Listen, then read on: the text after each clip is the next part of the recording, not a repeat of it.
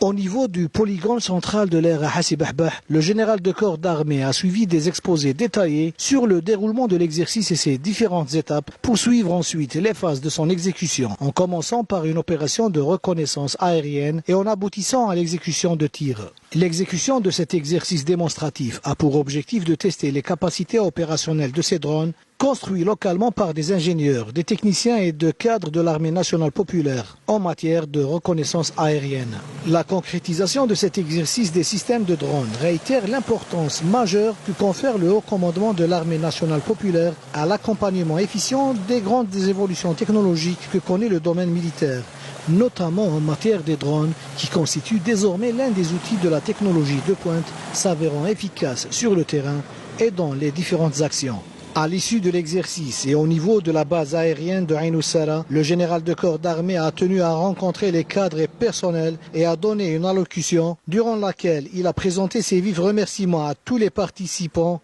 qui ont contribué à confirmer clairement le haut niveau opérationnel atteint par nos forces aériennes.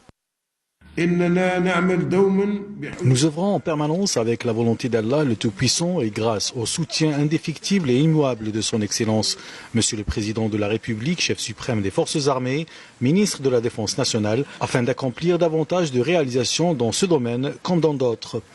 qui cadrent parfaitement avec nos ambitions au sein de l'armée nationale populaire, digne héritière de l'armée de libération nationale et qui vise essentiellement l'édification d'une armée forte, moderne et développée dont la pierre angulaire est la ressource humaine qualifiée. Pour conclure, le général de corps d'armée a affiché sa conviction que les personnels de l'armée nationale populaire sont parfaitement conscients de leurs responsabilités et que l'accomplissement des missions assignées n'aura lieu qu'avec une parfaite préparation de nos forces en cohésion avec leur noble mission.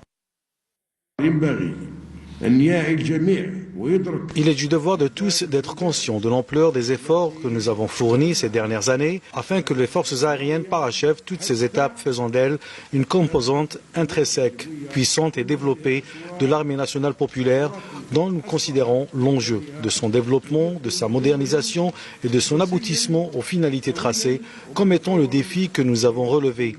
afin de parfaire son parcours réussi et de remporter ses objectifs escomptés.